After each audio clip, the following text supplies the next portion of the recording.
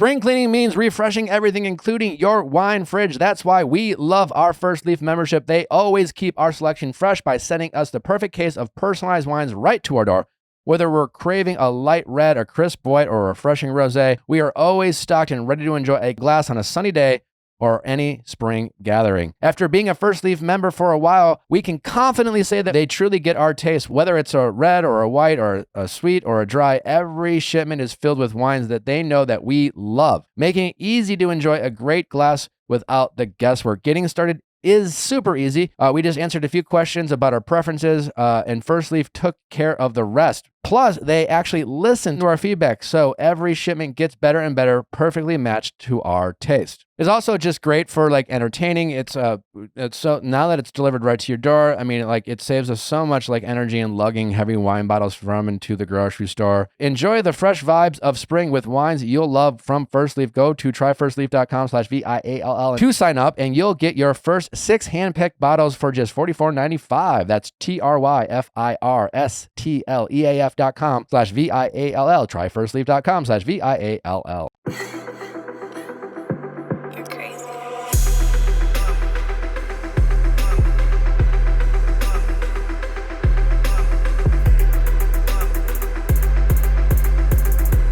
How's it going? Hi, I'm Shay, 29. I dated my pen pal and now he wants a break. What do I do? All right. What do you mean when you dated your pen pal? It sounds like very 1980s. So we didn't even date for quite 2 months, but he has a lot of the qualities, I would say like the best qualities of other guys I've dated rolled up into one. Okay. But we're both going through huge career changes. So I'm going from scientist to theater producer, and he's going from software engineer to music producer. Obviously, we've never done this before. So the topic of how do you make a relationship work or grow a new relationship while also building your business at the same time? All my friends are entrepreneurs and have kind of the thought of like, you're going to make it work if you want to make it work. I would agree. But as we got into it, it was clear that he didn't necessarily agree. And it got to this point where... And are you talking about career or are you talking about relationships or both? A little bit of both. Yeah. So like, can you build your career and also build a relationship at the same time? Was this like a philosophical like question you guys asked each other? And like... I would say it's a topic that like, we're just always like a little unsure, like, can we do this? How old is he? He's 31. Okay. Fascinating that you guys are both going from like more business to the arts, both of you, in an interesting way. The path that you're both choosing, I'm curious, like, is it a financial, like, are you like really chasing your dreams? I guess what I'm saying is like, are you less motivated by money or still motivated by money, but also like just choosing a different career? I would say we're both pretty motivated by money. Okay. So we both have still our corporate jobs to kind of like what I say, like bankroll our side hustles for now until we can build them up. Okay. Are you both, and so both of your side hustles are like entrepreneurial, like you're trying to start businesses. It's not like, yeah, you're not quitting your job of science and like doing like local theater just because you want to scratch that itch. Correct. I mean, that is the plan eventually, but when it makes money right now, that's like the, 5 to 9 and I have a 9 to 5. Very cool. Okay. So just walk me through like how this relationship started and then what happened in this relationship. For me, it's always a red flag when like callers like yourself call in and say things like, we started dating, we're no longer dating. He or she had all the qualities I ever wanted. Yeah. And so you have, and I'm like, okay, well, apparently not. Well, and I don't disagree. And that's why I'm calling in, because it's like, I'm also science brained. So I'm like, I only have a couple data points from this guy. So no matter how good they are, they're only a couple. There you go. Yeah. We started dating and things were just pretty good. I mean, the fact that we are having very similar career changes, I think brought us together. We're both very creative, but also like very math and science driven. And then to me, the piece that I feel like I've missed in other parts is like, I like stability, but I really like the idea of like, hey, like we could up and move to Europe. And are you okay with that?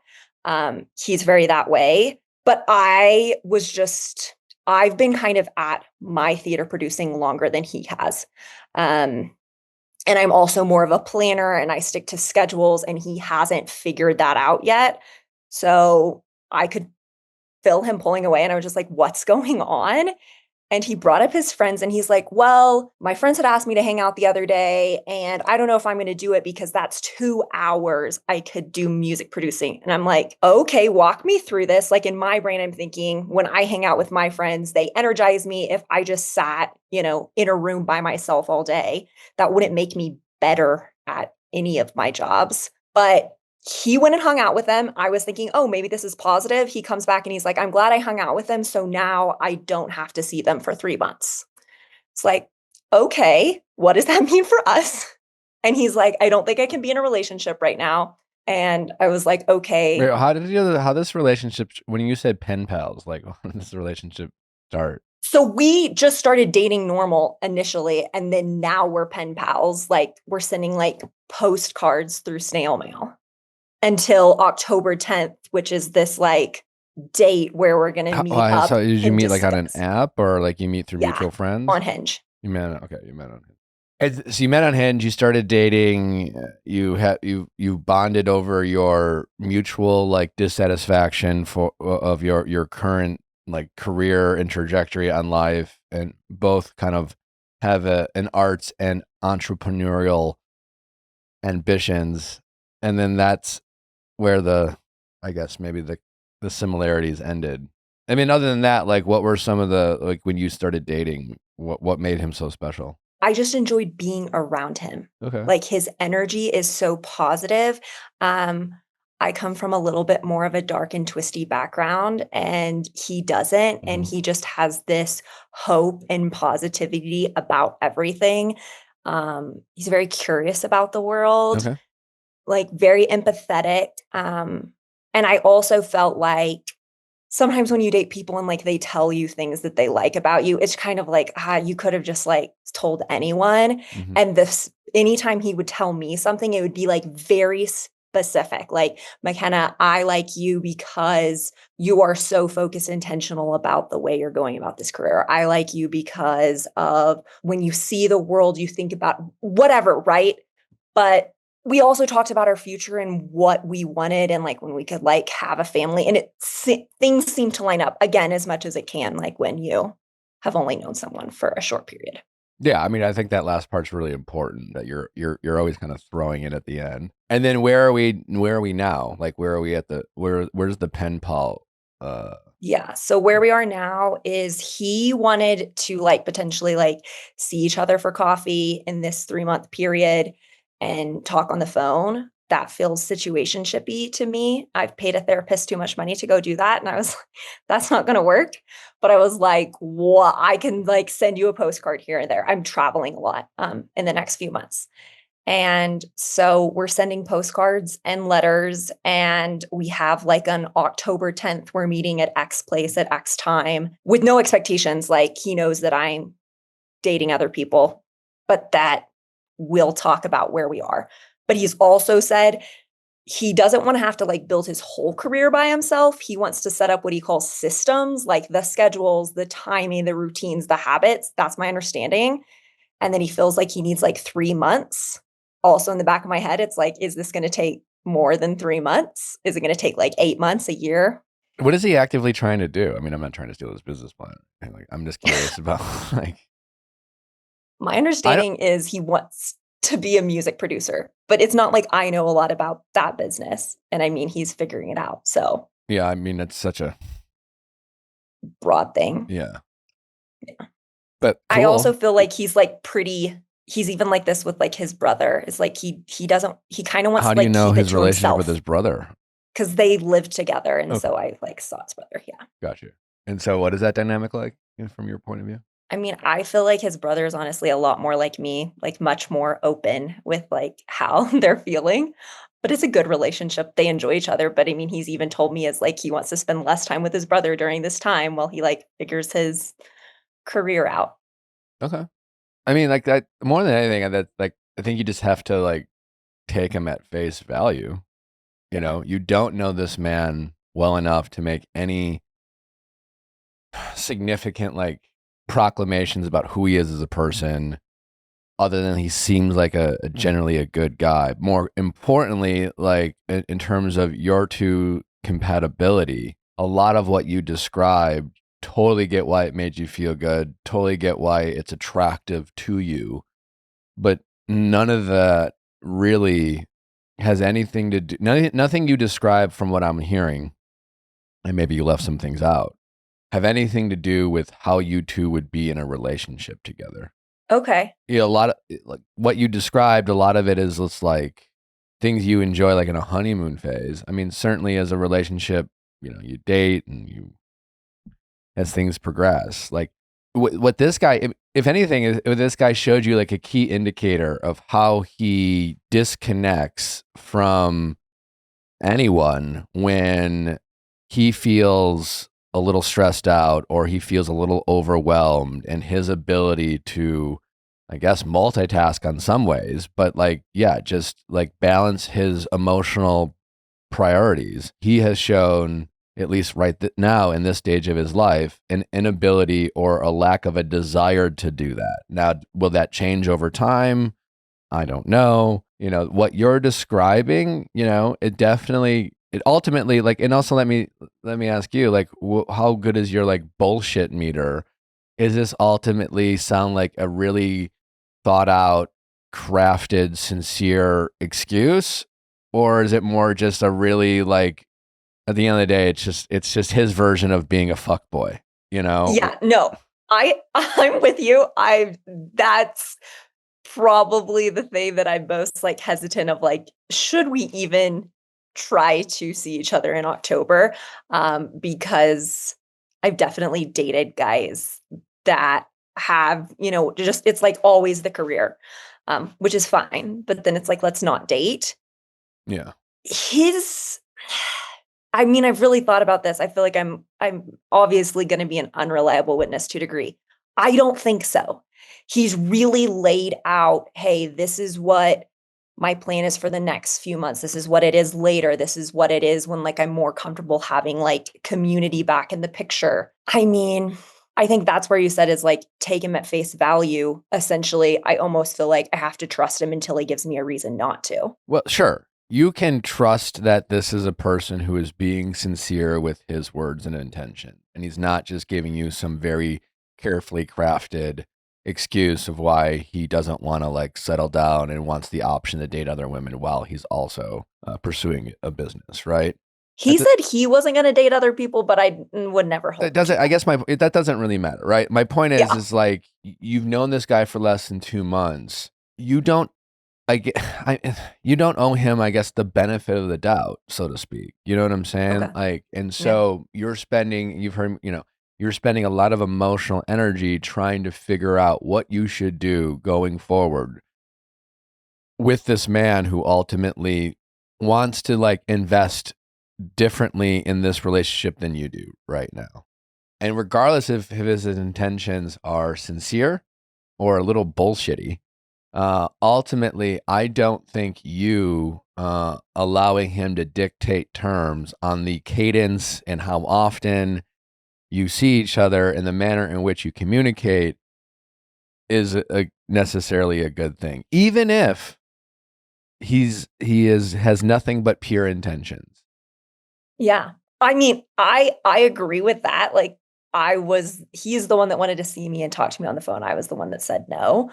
But I guess is it even, and maybe we don't know this, but based on what you know, do you think it's even reasonable that he would be at a place in October to have a conversation about being in a relationship again? I doubt. I mean, like, I find that 3 months is zero amount of time when it Yeah. comes to things like changing careers and starting a business.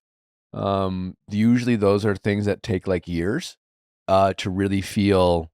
I mean, I don't know if I'm comparing like myself, like it took me 12, 11 years to feel like, now that's a bit, I would say it took me 3 or 4 years to feel like, oh, I found something that works for me and I have something here.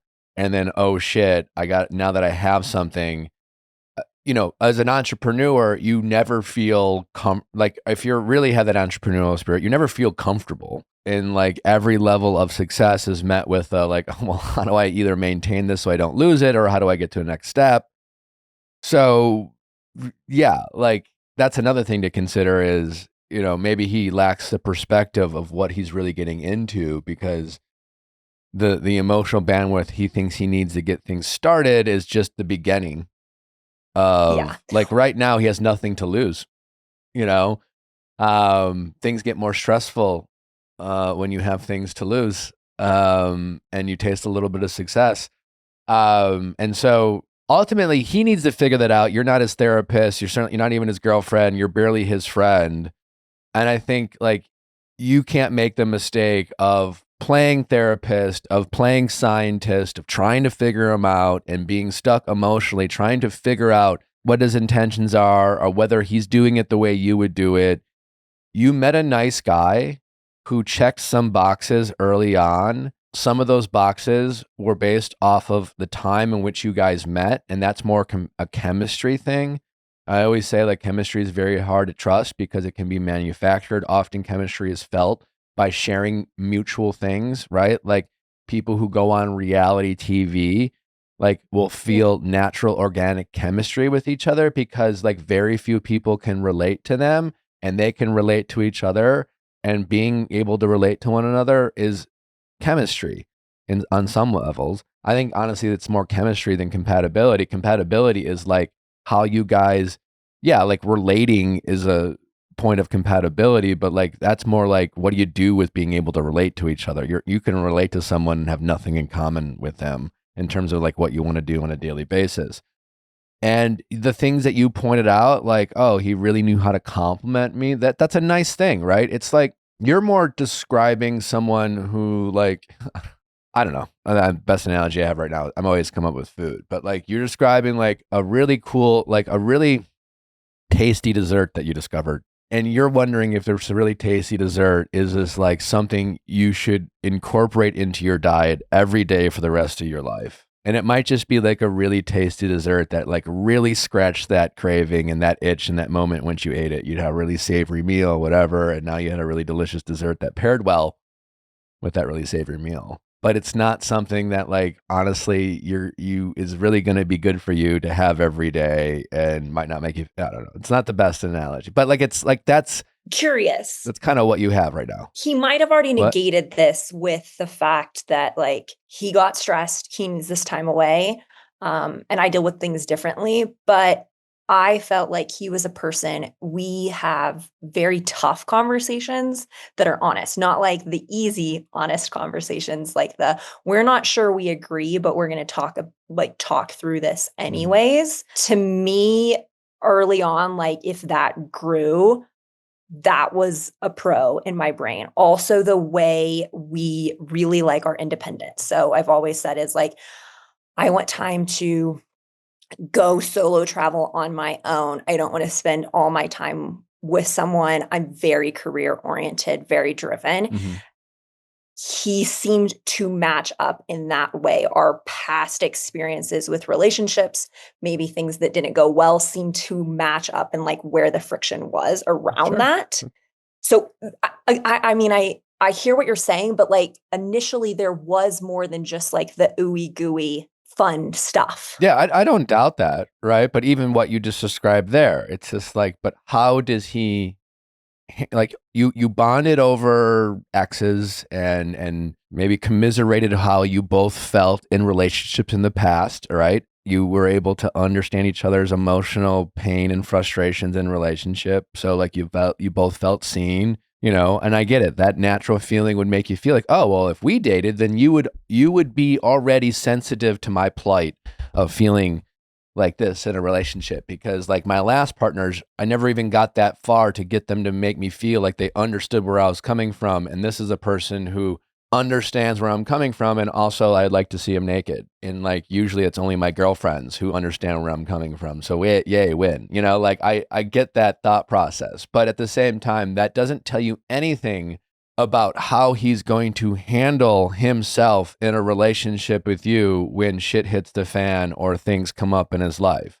What he has shown you is that when that happens, he pulls away. And, you know, something I repeated to Natalie over and over when we were just like courting and I was like having my own internal excuses or whatever, not dating. But it's true. It's just like, and I think men feel this way especially, but I think people in general, but like relationships start when when you both accept that you have expectations of each other and that you have to meet those expectations and show up consistently for the other person. And with that takes away your independence, you know? And that's reality. You know, that is a reality that he clearly sees on some level. Now you're just like, well, wait, hold on, like, you know, I'm chill. I also like my independence. I also like to travel. If you date me, I'm not going to take away your independence. But the reality is regardless of how you plan on carrying yourself. And we talked about those expectations, but you're right. I mean, to me, what I'm hearing and what you're saying is just like, we don't know. What we do know is how he responded in this situation. And we don't have enough of like how we would connect during a fight or all this other stuff because we've just never experienced it. So I guess the question is like, then do I even do anything?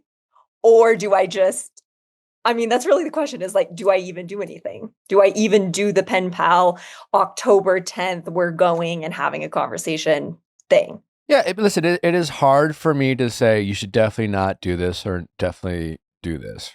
You know, mine and Natalie's origin story, a lot of it comes down to her being willing to accept some things that she didn't want in the moment. And then eventually she kind of figured out what her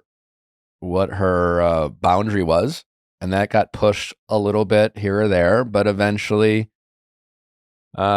she set and enforced that boundary and got what she wanted. You know, so a lot of it is this timing. It's just one of those things, you know, it's hard for me to play revisionist history with my relationship. And, you know, had she set and enforced that boundary sooner than I did, would we still been able to work it out? Or would I have said no and fucked everything up and who knows, right? Like I don't believe in like destiny and fate, and I definitely think there are consequences to our choices and actions and things like that. But I think as a general rule, you're not ever putting yourself in a favorable position to get what you want, to accept less than what you know you deserve in this process. And most people won't wake up and just realize what they've lost or what they are risking with someone unless they lose that thing.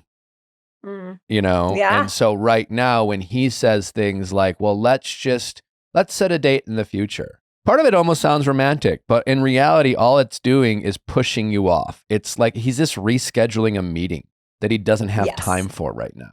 Yeah.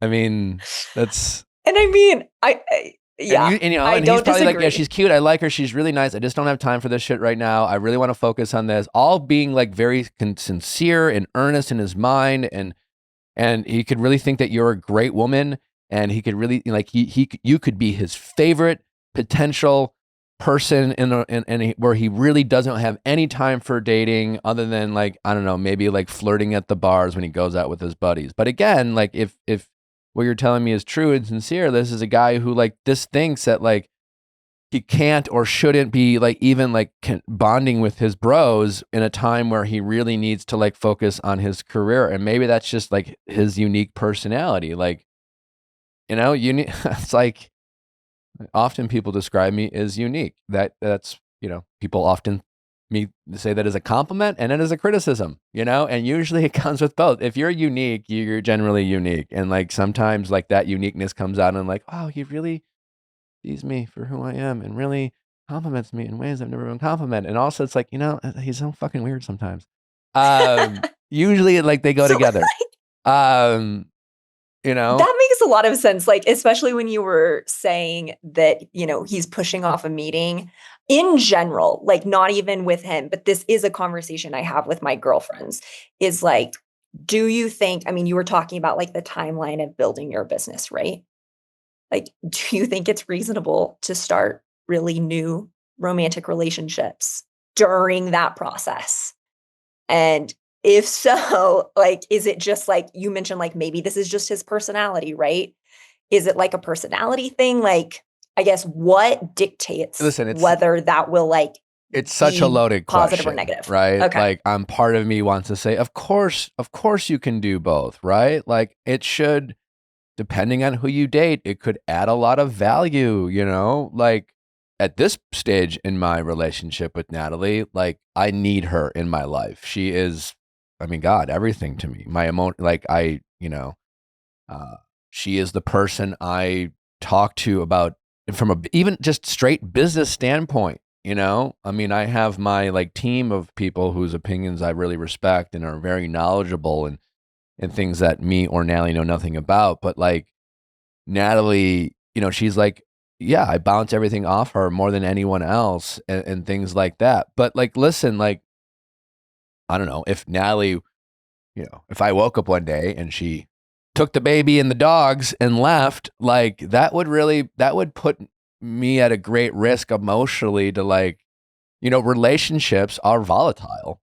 You have to be vulnerable and the types of relationships that people, you know, say they want to pursue when it comes to like starting a family and getting married and settle down. It requires vulnerability.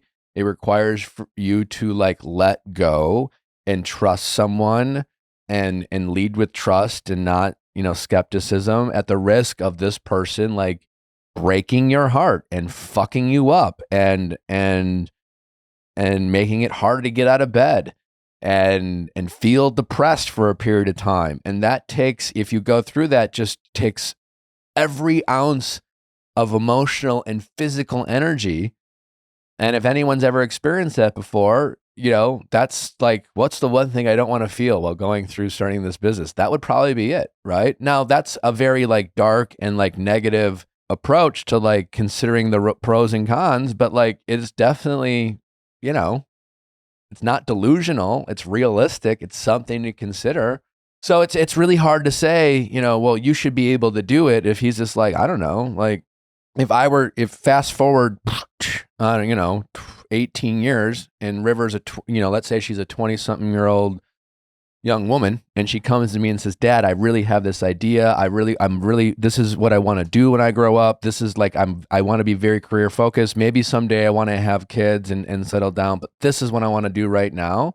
I would talk with her about like, well, this, you know, there's things you should prioritize. And if is right now, you know, and then she was like, well, I also like this boy, you know, fair enough. But like, you know, we might have a conversation about like, hey, be mindful where you invest your emotional energy. You know, I hope my kids are depending, like when I think back, you know, it all worked out.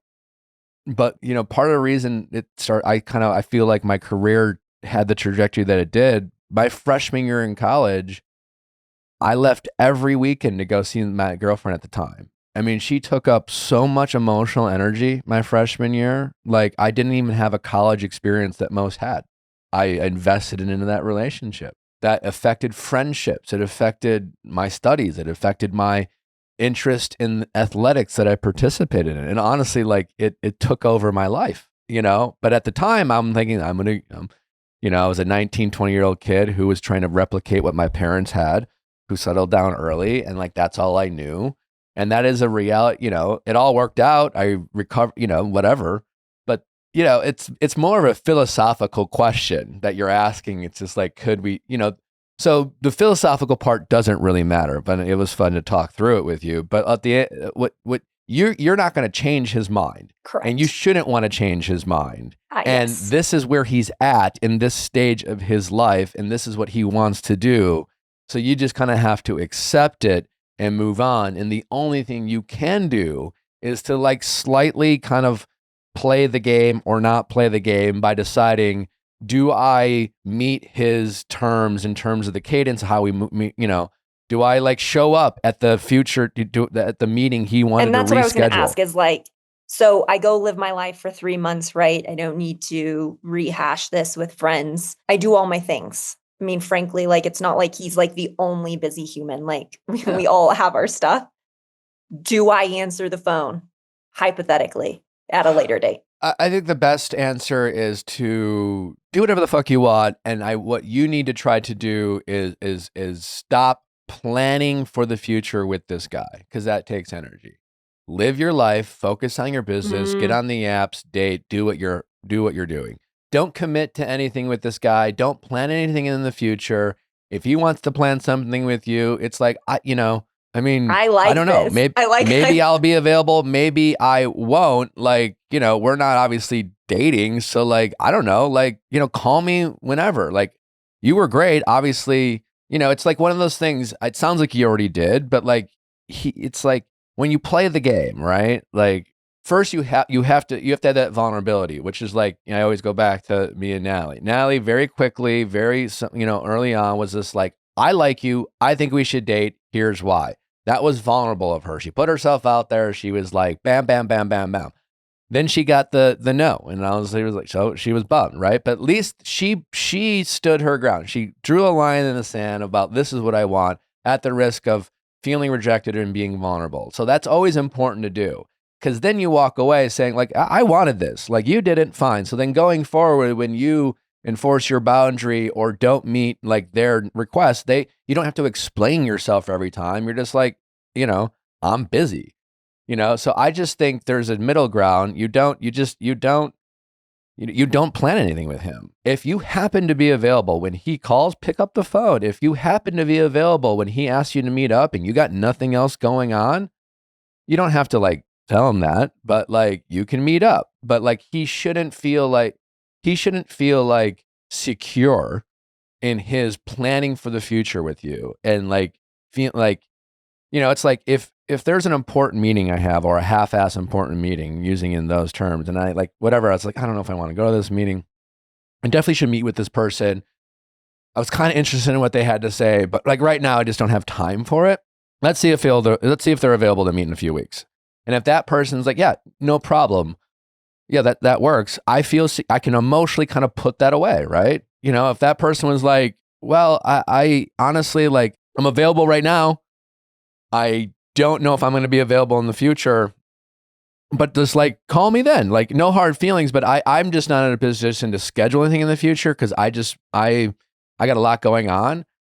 I would feel like then that changes my decision tree. It's just like, okay, well, I still have to decide in that moment whether I want to keep this meeting or just risk the fact that this person's like unwilling to set a meeting with me. Because again, like that person who's unwilling to set a meeting in that moment is communicating their value and so like, if you think of it in those terms, I really, yeah, this is making a lot of sense. This is making me feel just like more confident, like I got this. And hopefully I didn't do it in a mean way. But I did lay that out of like, well, I'm here now, but I have no idea where I'm going to be in 3 months. Yeah. Great. Like, who knows? And yeah, I like what you said, is it doesn't have to be cut and dry, black and white. It's just like, I go live my life. If I have other stuff or whatever life has happened, and in however many, I'm not available, great. And if, like you said, if I don't have anything going on and I want to answer the phone, then answer the phone. Yeah. Call it a day.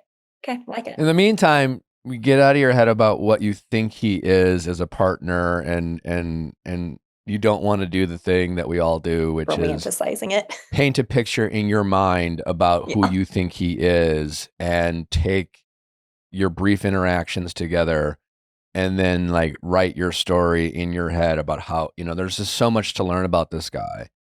And then again, in these moments where he pulls away, that's where our egos take over, right? So your ego is saying, it's not you. These are valid excuses. Like, you also have a business too. You're not being rejected here. Don't worry about that. And and there might be truths to some of that or things like that, but that is also your ego potentially lying to you and masking the truth. Because if you were just taking your ego and your feelings out of the equation, like I'm kind of seeing this, you would look at this more objectively and be like, I don't know. He said some nice things. I really liked what I learned about him. He certainly made me feel good about that. None of that really tells me how he would be in a relationship, other than like, he's just like, he's good at being present for periods of time, which is nice. But how does it, like, so much about a relationship is the consistency of showing up every day, regardless of other priorities, and like, prioritizing what's in your life. Like, like my biggest priority is my wife and daughter. Work, I'm sure she feels like at times is my number one priority, but like it's really, it's really just for them. And like there are often like that's always the priority, the family. And like that's very clear in our relationship where things stand. Like on a day-to-day basis there might be like, but like we both have that clear understanding. And so much of being in a relationship is just knowing where you stand with that other person in their list of priorities, which is why I think a lot of people just have a hard time connecting nowadays in this age. Because like, again, like I empathize with someone who's career driven because I am as well. But like, I think right now, younger people are just having a hard time having their cake and eat it too, And I Yeah. think back in the day, it was more like like find someone, build a life together. Now it's build a life for myself, Exactly. then find And someone. then try to fit someone into it. Yeah. 1,000,000%. And I yeah. just, And I mean, harder to do. even my friends, like, they're just friends, right? It's not even family. They have stuff going on, but they've made it clear, hey, my friends are a priority and I will make time to whatever with you, right? Yeah. It can be done. It's not necessarily convenient, but this is where you like, this is where you need to be careful. And I see it in myself when I'm seeing you, is this like having the therapy sessions in your head with yourself about someone else. Okay. Yeah. I bet you could talk to yourself the next 2 hours getting off this call with me about how like he doesn't understand what you and I just talked about. And like, it's so simple. And like, you could literally be having a therapy session with him in your mind. I'm with you, but it's pointless. Very. Yeah. Okay. So is like a key to just keep away from that, other than you telling me just don't do that, is to like make sure I'm just like filling my life with other things, going on dates, etc. Yeah. I mean, right now this is like, and I wrote a chapter about this in my book, and I should probably reread it to refresh myself. But there's a time and a place to like ask yourself why and ask yourself what.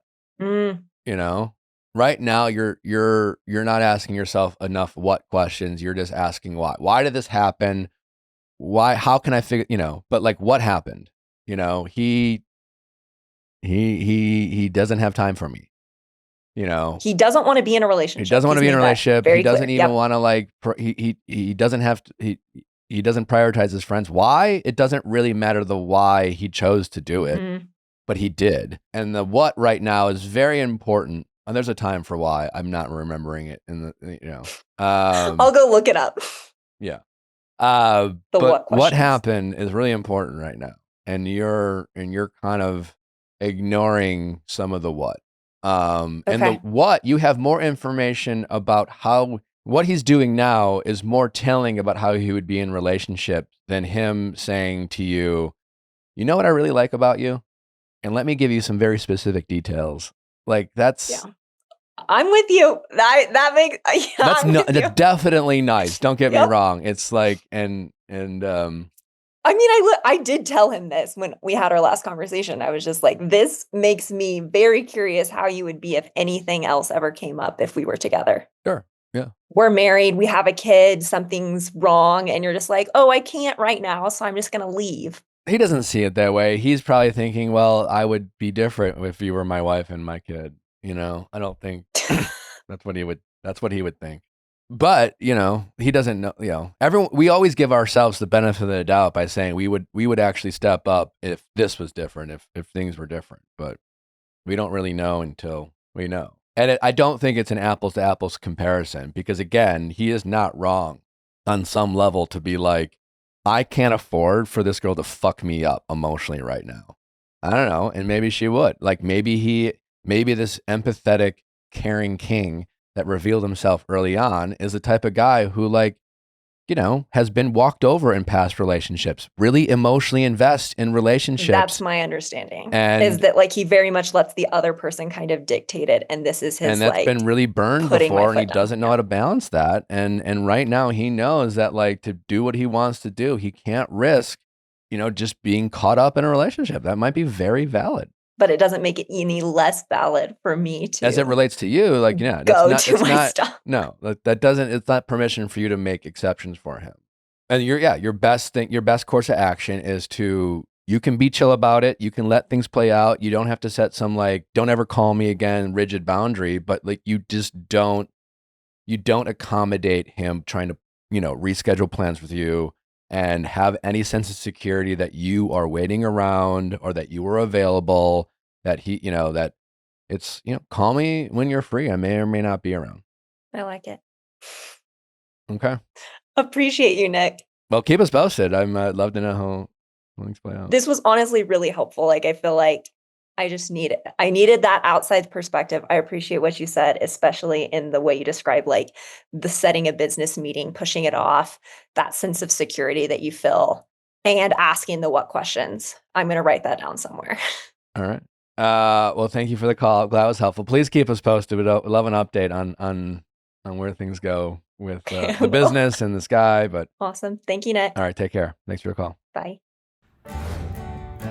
BetterHelp, people. Therapy, it's good. It's helpful. If you treat it like a bicycle helmet and not reconstructive surgery, chances are you'll get a lot out of it. But we also know how it can be challenging to jump into therapy. Certainly, there are the costs to consider. Sometimes it just feels really inconvenient and you don't even know if you can. It's also just a challenge to find the right therapist for you. Well, BetterHelp helps alleviate all those barriers into therapy. It is incredibly convenient. You can do it. All you need is a device, a tablet, a phone, a computer, something, and you can do it anytime, anywhere it's convenient for you. You can do it in your car. It's really based off of your time and your convenience. And since BetterHelp is working with over 30,000 therapists every day, you can switch therapists for free every time until you land on someone you feel the most comfortable with. They also have a app rating of 4.9 out of 5 based on over 1.7 million client reviews, so you know it works. So if you've ever considered therapy or you've tried it before and maybe it didn't work out for whatever reason and you've thought about jumping back into it, BetterHelp is a great place to start, so check it out. Just know, as the largest online therapy provider in the world, BetterHelp can provide access to mental health professionals with a diverse variety of expertise. Talk it out with BetterHelp. Our listeners get 10% off their first month at BetterHelp.com/VIALL. That is BetterHelp, HELP.com/VIALL.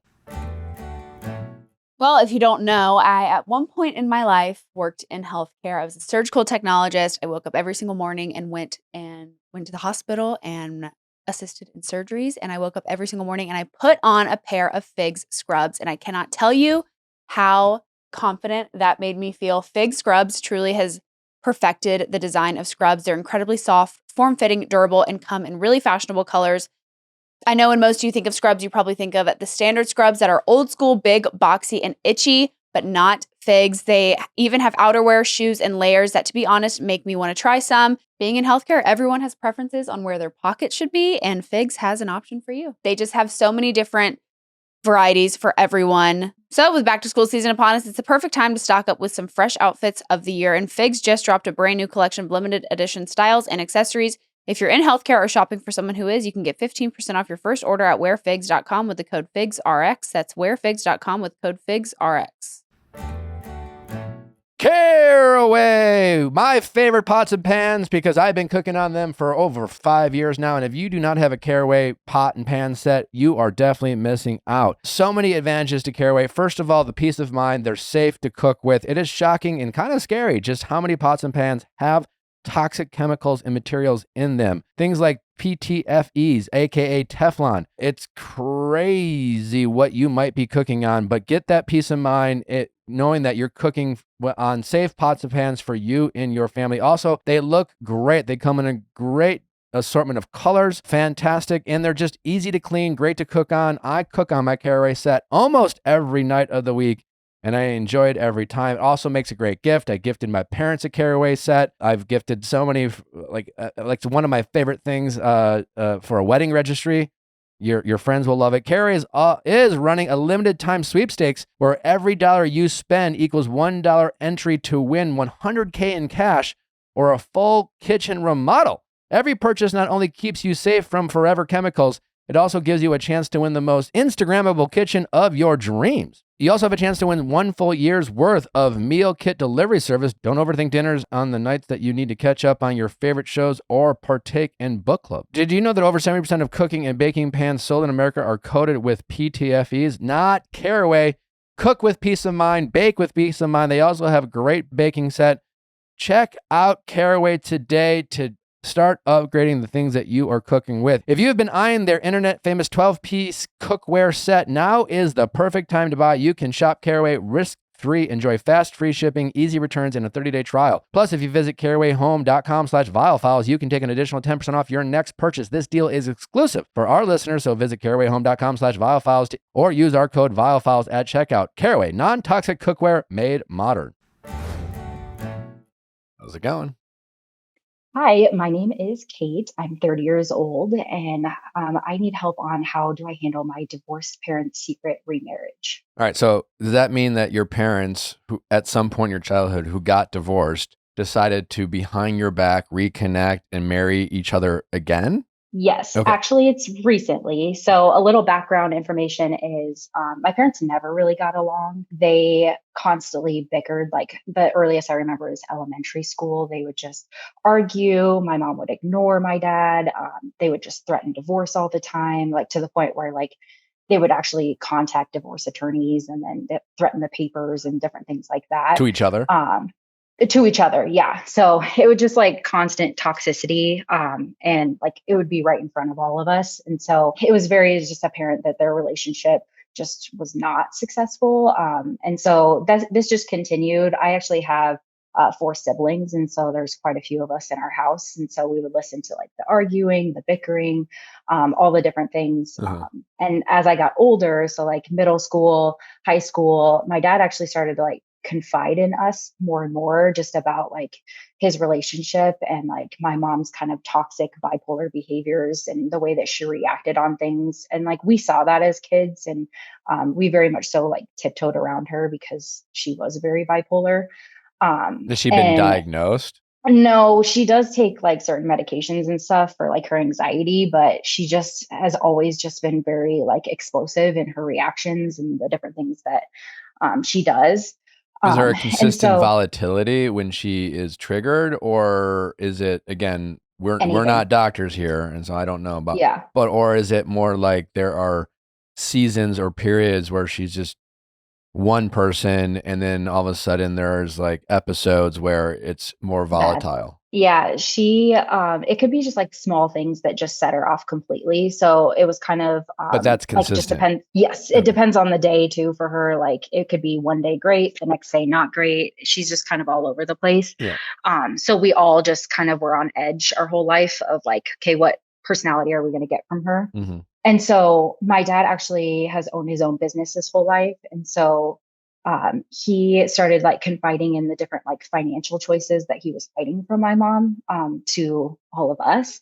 And I think it was out of fear that like someday he knew that they were probably going to get divorced, but he didn't want to expose like all of his finances. And so he would hide like different things from my mom about like the purchases that he had, or just like the things that he would do in his business or how much his business was actually making. And so it was just super unhealthy because like, as I don't know, a 12-year-old, I probably shouldn't be hearing about all of that. And so in high school, he started to really open up and say the only reason he's staying with her is because of us kids. And he wanted to keep us all together in one house because it would be easier. And he was worried about custody and all of those things. And so their relationship just continued to be super toxic.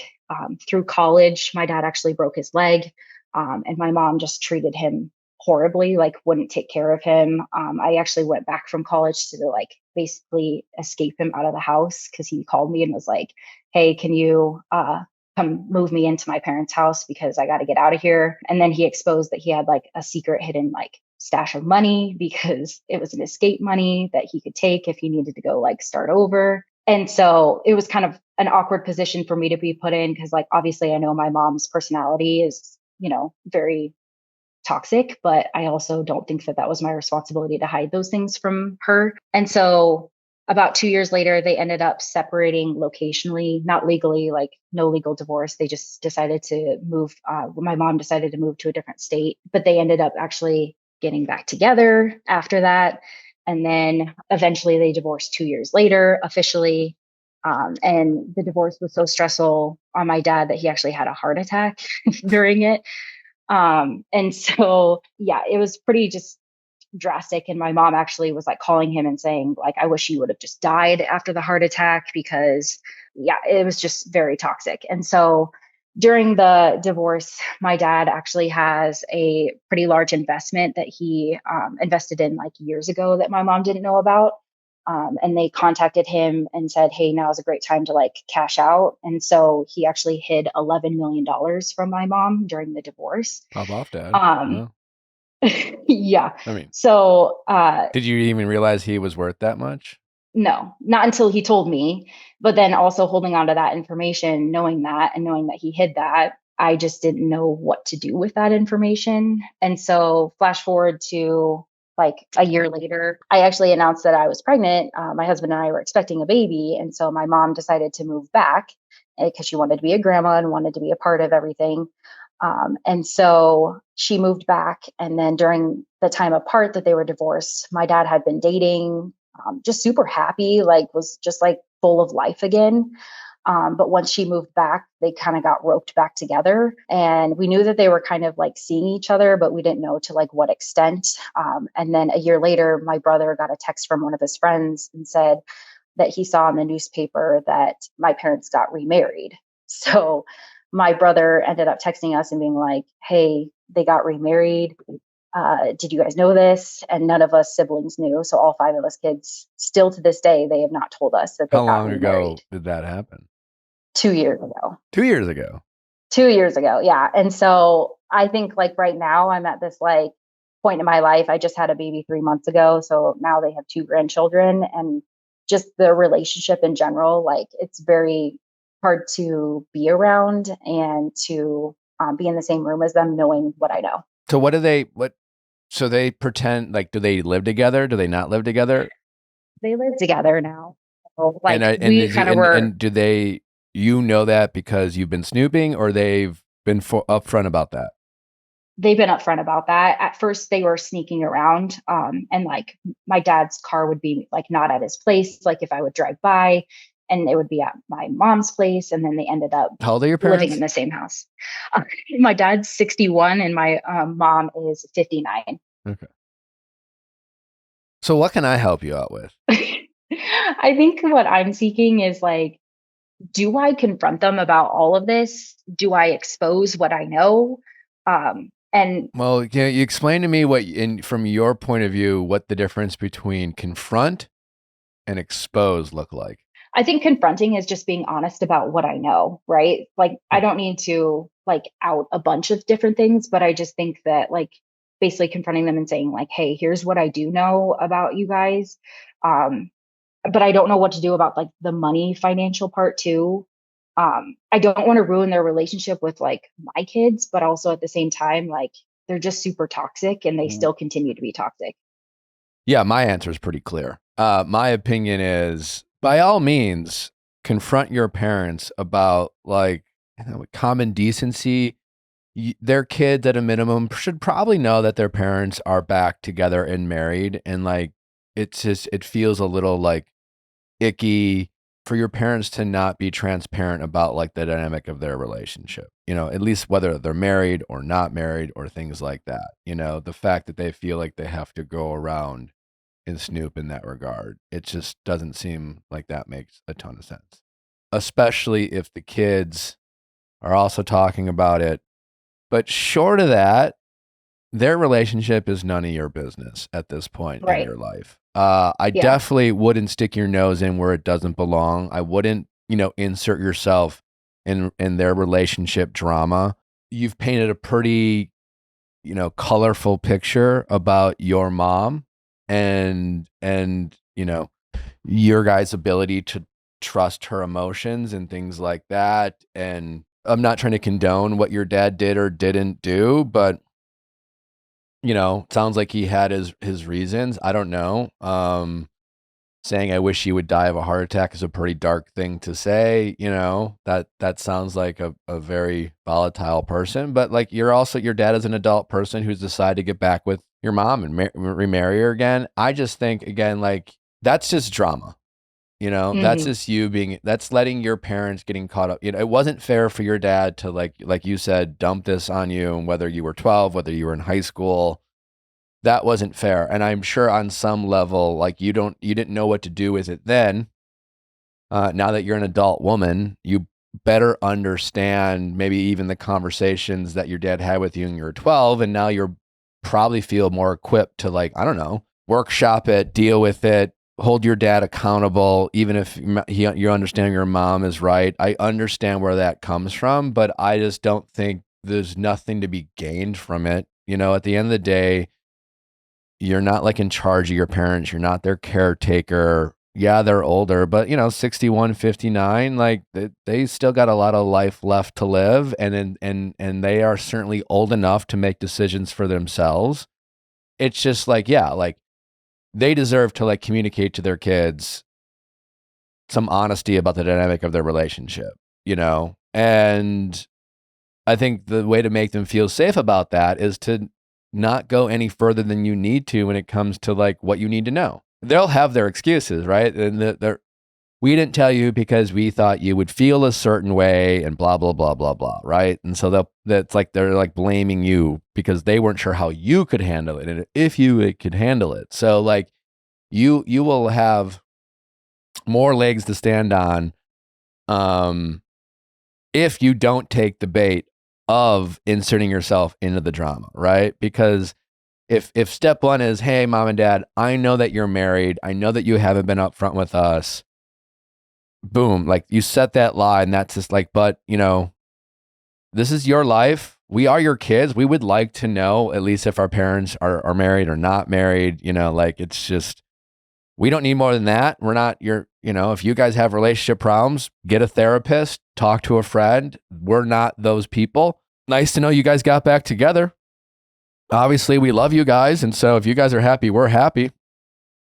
But the moment you say, oh, by the way, mom, dad's got some money you don't know about and blah, blah, blah, blah, blah. Then you're first of all, you're inserting problems in that relationship. Then you now have made yourself a part of the drama. You know what I'm saying? Like, and then you become responsible for the drama. And then you're like, and then you like say, oh, I'm also here to have you guys unload your drama on me and play judge and jury and take sides or not take sides. That's a whole nother can of worms outside of being like, mom and dad, I know you guys are married. And I think your kids like at least deserve to know the truth about that. Does that make sense? Yeah. So do you think so a couple of my siblings live in like a different state, but do you think it should be like one person? Do you think, I don't want it to feel like a gang up. They get really defensive about a lot of things, especially my mom with just her reaction. So I think even if I say what you said, like it could go turn a different direction. So do you think it should be like a group? What's the consequence of at this stage in your guys' life? What's the consequence of your mom being unpredictable and volatile and reacting however she reacts? And I say that because like me asking that question when you were in high school, when you were 12, there's consequences. Like, I don't know, like I would feel as a 12-year-old girl, I would feel unsafe and scared that I don't know, like, there's a lot of consequences to parents being unpredictable and volatile around like their adolescent children. But right now, what is the consequence other than if you choose not to be a part of it, if you choose to set a boundary and enforce that boundary, what actual impact can your mom have on you and your family and your kids and your partner and your siblings if you guys don't allow her to have an impact? Yeah, I think that's a good point because like I think that's where I've been missing is like what is the boundary? Because I don't think I ever had a boundary my whole life. And so now like as an adult, it's like I don't know how to set that boundary of like when do I push, when do I not push? And there isn't a consequence, I guess, for me other than she wants to be around my kids, but I just like she doesn't have boundaries when it comes to her reaction still. And so that worries me. It's not her boundaries. These are your, right? These are your boundaries, right? Like that's the difference now. Like again, the parent-child relationship dynamic is very, it's one that people struggle with a lot, which is what, a lot of people will call in for different reasons about the dynamic, right? Because first 18 years of your life, you have to listen to your parents. Sometimes you don't even know the alternative not to listen to your parents because they are your caretaker. Like not feeling safe and secure from your parents, like, again, trauma, like all these things. But if you're one of those lucky people, and you seem like you are, that in adult life, you've made a life for yourself, you aren't reliant on your parents for anything other than, I guess, love, then it's up to the child at that point to kind of to at some point, like some people do it. Some people do it when they turn 18 and say, I no longer have to listen to you. I'm going to start making decisions for myself, right? Other kids, they're very privileged and fortunate enough to have wonderful, caring parents who are always there for them and do their laundry and pay for their college. And even at 25 years old, when shit hits the fan, their first call is their parents, and their parents are like, we got you, and that's more difficult to leave that kind of security blanket. But at some point, every adult person has to have that moment where it's just like, this relationship has changed from I need you to you are a part of my life. You don't dictate my choices or how I feel. And I set the boundary now. And that's really the change, right? Your parents, when you're a minor, your parents are always setting the expectations, the rules, and the boundaries, right? Like, this is the rule. If you don't follow this rule, I'm going to enforce the boundary by putting you in a timeout, or you're grounded, or I'm going to take the car away, or you can't hang out with your friends. That's your parents enforcing a boundary, right? And at some point when you become an adult, your parents, a lot of parents will, like, through whatever, it's maybe manipulative, or things like that. It's through more just emotional, like, I'm not mad, I'm just disappointed. Like the ultimate parent, like, manipulator card of, like, I'm not going to punish you, maybe because I can't, but I am disappointed in you, kind of a loser. But at some point in adult life, we say, hey, mom and dad, like, I thank you for your feedback. I respect your opinion. I'm going a different direction.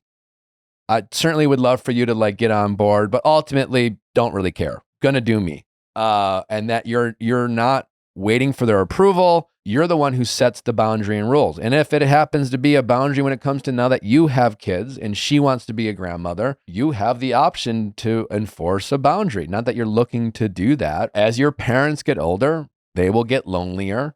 They will become more reliant on you guys for community and support. And you have various levers to pull, and it's definitely a dance between parents and adult children about, like, and I still have that dance with my parents too, like everyone has their ways of feeling seen and heard and things like that. But I think your big thing is to really just recognize that, like, you and your siblings, and maybe this is a conversation you have with your siblings about, like, hey, we all kind of got a little fucked up by mom and dad, and maybe it was, mom more than dad, but, like, if let's us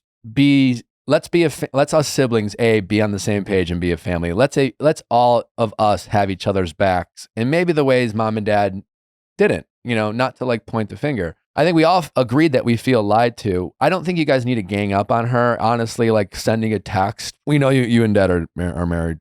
If your mom wants to freak out, be dramatic, let her go be dramatic. Let her throw her temper tantrum on her own. Humans are humans, right? So it doesn't matter if you're 59 or 16. Sometimes when we get triggered, we go to our child brains, right? And we get in that fight or flight mode and we have a temper tantrum, and you're afraid that your mom is going to have one of her classic temper tantrums. Let her have her temper tantrum.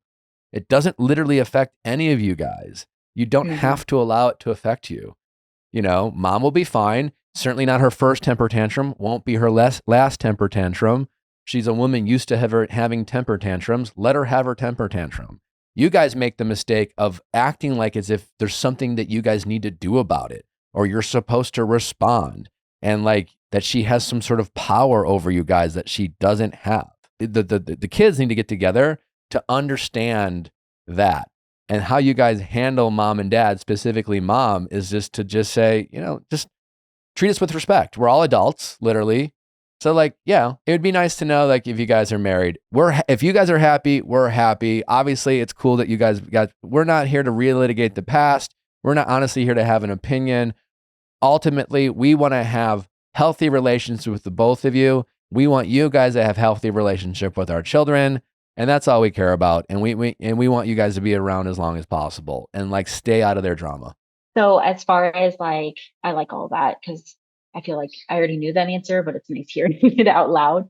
But what, as far as like the relationship with my dad, like my dad and I have always been really close. And I think it's almost like a trauma bond over like the experiences that we've been through with my mom, because like we always kind of were on his side Mhm. with the things because we saw what the reactions are. But like our relationship has really started to like just kind of separate ever since they got back together, because like in my mind, like, yes, sure, I want them both to be happy, but do I like agree with it? No. So like, how do I handle that with him? Well, part of it is I'm guessing that the disconnect has started when the fact that like your dad started dating your mom. He correctly assumed you would feel a certain way about it. He used to confide in you about his frustrations about your mom. So now that he's more in a like pro mom position for whatever reason, maybe he feels stupid. Maybe he like feels like a hypocrite. Maybe he's afraid of what you might say. And so he just doesn't say it. Part of it it might not even be coming from a conscious place. Maybe your mom is like, we can't tell him, and he's just like, I don't know, like I'm not going to tell her.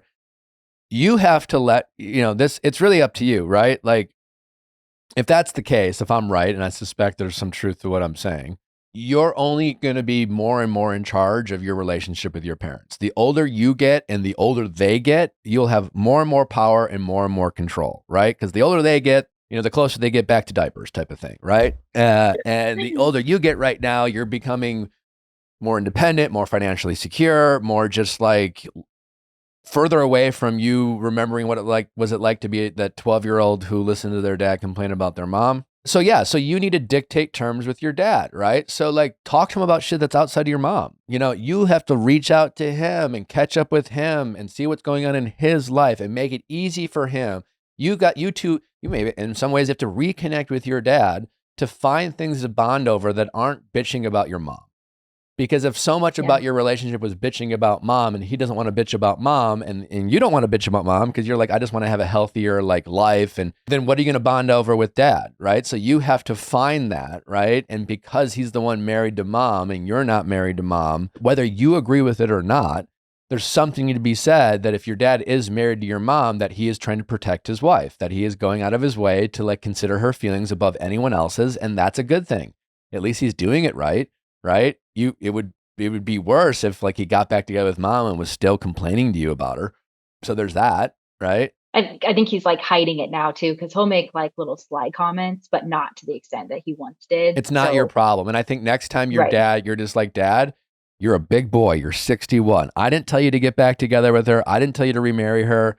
Obviously, like I love having a relationship with you. And I want to talk to you about everything else but mom. But like, that's a you problem. You made your bed. I'm not trying to sound cold, but like, and just be like, Mom and Dad, you guys are like, you're like a high school couple. Like whatever. It's fun. It's entertaining, but it's also just not our problem. Yeah, that's all valid. I feel like just setting the boundary. And so you suggest just sending like a text to them and just letting them know, or do you think I definitely don't need my opinion based of nothing but my opinion is right. I don't think a lot is accomplished by the kids getting together and having some kind of mini intervention being like, we know you guys are married. Your parents sound dramatic, and that's just more of a dramatic, like this isn't like some, like they're just being messy. It's not really your problem. They're not alcoholics or like they're not, like they're not on the verge of like, this isn't like a required intervention. And like, what's an intervention accomplish? You guys aren't playing therapist with them. You don't even know a lot of the details about the inner workings of their current relationship. They just haven't been upfront with you guys. And that seems a little fucked up. And I don't think that requires a whole like, it's like a lineup. I think you guys, again, I think the kids need to get together and be on the same page. I think more than ever, this is about like, listen, not to sound like whatever, but we have each other. And like, despite all our parents' flaws, we have a family. Sounds like you guys are relatively close.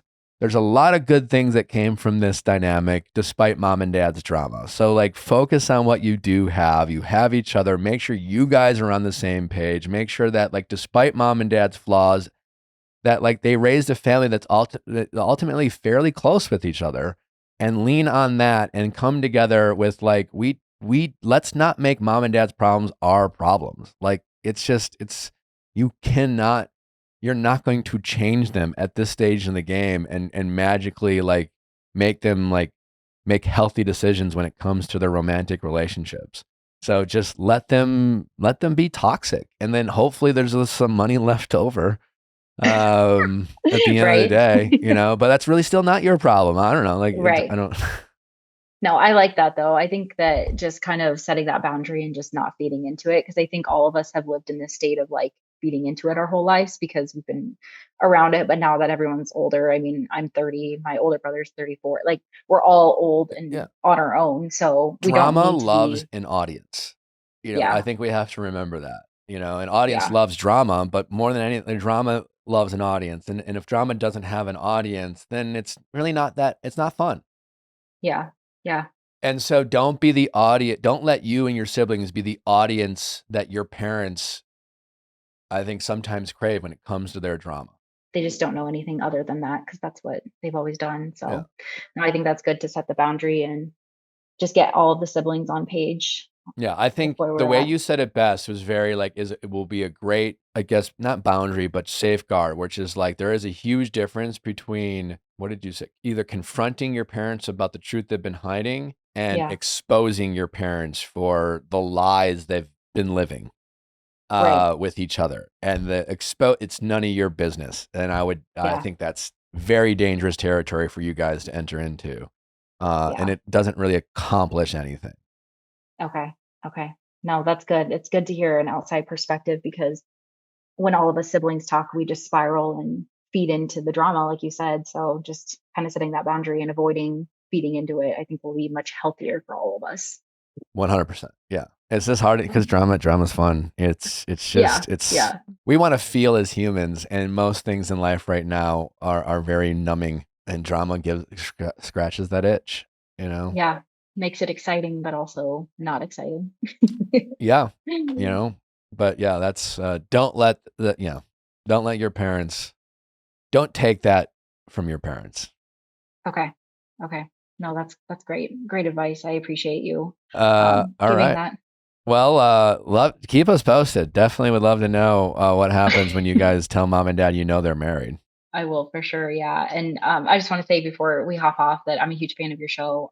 I've listened to it for the last 4 years, and I love you guys. I love your reality recaps on everything. And I'm a huge Housewives person. So it's great to hear your guys' Well, input thank on you all of much. it. Thank you so much for saying it. And thank you for listening and sticking around. And I'm sure, telling your friends about our show. Obviously, we wouldn't be here without you guys. So I appreciate you saying that. Thanks, Nick. I appreciate it. All right. Take care. Good luck.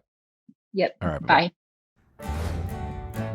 Article. We've talked about Article so many times because we love it. It's great, and you need to check it out, especially if you are looking to upgrade any room in your house today. Doesn't matter if it's outdoor, indoor. Article has a great selection of mid-century, modern, coastal, and Scandi-inspired pieces that not only shine on their own, but also pair seamlessly with nearly any other Article product. They got great couches, great bed frames. They got great kitchen tables. Again, great office furniture. Article really has a great selection. Your friends will definitely compliment you with your selection. Also, their customer service is top notch, making the experience seamless and easy. Article has a 30-day satisfaction guarantee. You can shop with confidence, knowing that if you're not completely in love with your new furniture, you can easily return it. This peace of mind ensures that you can invest in your home without hesitation. Also, they have a great inventory. So many times you're shopping for furniture and things that aren't available to ship in sometimes months. Not with Article. Most of their items that they have are ready to ship when you buy them. If you have questions or need help with your design choices, Article's customer service care team is available 7 days a week, offering knowledgeable support and even free interior design services to help you get your home just right. Plus, since they cut out the middleman, they pass those savings on to you, and you will be shocked by the prices that you are getting with these great items of furniture. Article is offering our listeners $50 off your first purchase of $100 or more. To claim, visit article.com/VIALL, and the discount will be automatically applied at checkout. That's article.com/VIALL for $50 off your first purchase of $100 or more. Tonight at 8, 7 Central on MTV, The Challenge is back for season 41, but everything you know about the game is about to change. Iconic challenge legends are pairing up with new threats in an attempt to win it all. Fan favorites from shows like Survivor and Big Brother will enter the game as skilled rookies and team up with those who know the challenge best. Seasoned vets like CT, Cara Maria, Bananas, and more. The new threats are observing everything these vets say and do, but in the end, will they use it against them? The vets may know the game, but what the rookies lack in experience, they make up for in stamina and drive. Can they work together and forge a new challenge legacy, or will the new threats take down the same mentors who helped raise them up? With brand new challenges, new phases, and new rules comes new chaos. This season has it all, even cheaters. Don't miss the challenge, vets, and new threats, all new tonight at 8, 7 Central on MTV. How's it going? I'm good. How are you doing? Good. What's your name? I'm Joelle, 26. How can I help, Joelle? So I've come into a bit of a problem. Training for my job has made me really mean to men, and I need help with what to do about it. Okay, what's your job? I'm an air traffic controller. Oh, wow. Okay, cool. Yeah. So just mean to men, not just mean to people? Yeah. A little bit of both, I guess. It definitely bleeds into my dating life, I think, more than my real life. Okay. Tell me more. What do you mean by that? So the training for ATC is quite intense. It's pretty much just like military training for your brain. And you're the one up in the dark booth in the sky, telling planes when to land and take off and all that stuff. Yeah, I'm in the dark booth.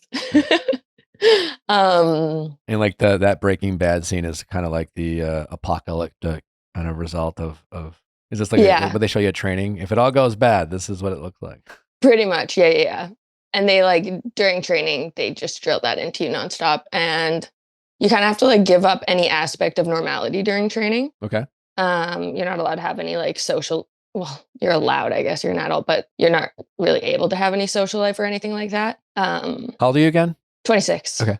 So I started training, I would have been about 22, 23. And then it was 2.5 years of training, and then I got licensed. So I've been licensed for over a year now. Okay. So now you are just an air, not just, but you are an air traffic controller. Correct. Yeah. Gotcha. All right. Yeah. And so my last real relationship and my only real relationship happened 6 years ago now. And it was one day less than a year. So that's really the only real relationship I've had. And then I did the training, couldn't date during that or anything. And then I got my license. And then now I've been trying to date for the last year, but it's my job is pretty much just telling old men what to do all day. Okay. And so it bleeds into the dating world pretty brutally. When you say old, who are the old men you're telling what to do? Like pilots? Yeah. Okay. And what was the first thing that you noticed on a date or in a dating situation where you felt like you were bringing work into your life? And I mean, because ultimately what I'm hearing from you is just at some point in while on a date, you're am I being kind of a bitch? Oh yeah. Right. And so what was the moment where you felt that way versus maybe you just had a justifiable response to, I don't know, maybe you're just better at calling out bullshit that other people aren't. I don't know. Yeah. So that's kind of the problem is I don't know if it's justifiable or not. I think it goes even before the first date, making plans with someone. If it's if there's any kind of wish wash, oh, should we do this? Should we? No, I'm out. Do you know what I mean? So Okay. it goes to that beginning stage. I just don't have the patience. But I think that in order to maintain something healthy and long lasting, I'm going to need to find patience one day. Yeah.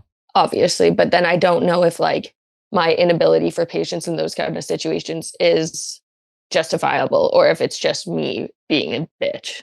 What in the past, I don't know, in the past year and a half of you dating, what's the most meaningful? Have you gotten to the first date? Have you hooked up with any guys? Has there been a guy that you hung out with for a few weeks and then bailed? Yeah, there's been a couple like situationships. Okay. I've found that like one of the situationships, the guy was lovely, like just wanted to take care of me and bake me muffins and super great, but like kind of feminine in a way. And I feel like at my work, I'm so like in my masculine that it became like really tough for me because I wanted to like step out of my masculine outside of work, but he like wanted to be more of like a like I don't know. Does that make any sense? Like he wasn't even feminine. I don't really know how to explain it, but For sure. Well, so like, was he really making muffins and baking for you? the dude baked like every day. It was crazy. Because like I like to cook, and like Natalie, like she'll cook. She makes amazing food for River, but I'm kind of like I cook because like it's my kitchen type of thing, and and to me that is an act of service, and I do, I joke with Natalie that I make a good little housewife because I do a lot of domesticated things inside the house in addition to maybe mowing the lawn. But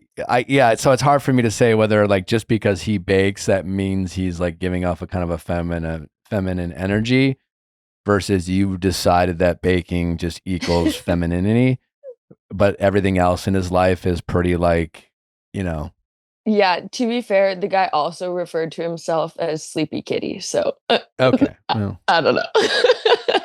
that's aggressive. But like it did get to the point where like a really nice thing, he texted me being like, "Hey, I just baked banana bread. Do you want me to bring you some?" And my response to that was, "I would literally rather you deliver a chicken breast to my door right now." So like kind of an asshole move of me. Do you know what I mean? Yeah, But I mean, the like response was probably unnecessary, but I think more importantly, maybe like it was just a sign that like not your guy, yeah. you know? So that was the problem with that one. But then I like after him, I started seeing another guy, and he was kind of like the opposite side of the spectrum, like super classic, just like masculine guy, like wants to do nothing but sports and whatnot all the time. But then he was super like wish-washy in regards to plans. Not even wish-washy, but would just kind of like, oh yeah, let's do this day. And then I don't know, we didn't really like set a plan. Um, but then I will bring up the expectation. Like I'll plan the entire plan out in my head. Like I'll be like, okay, we said we're gonna hang out this day. So we're gonna do this and this and this and this and this. And then I don't communicate that. Obviously, that's my first problem. But yeah, I don't communicate that. And then it's like all planned out in my head. And the minute someone will like say something that's not part of the plan, like in my head, we're meeting up at 7, but I haven't communicated that with him. And then he'll be like, okay, no, let's meet up at tomorrow instead at 9. And then I'm just like, well, you're out. Okay. And that's like, I don't know. Does that make sense? Kind of, Probably yeah. not. Listen, I think it's like I don't want to say an identity crisis, but like you have this, Yeah. you have a unique job, right? Period. And Yeah. in this unique job, it is a job that I don't know, are a lot of people in the industry mostly male?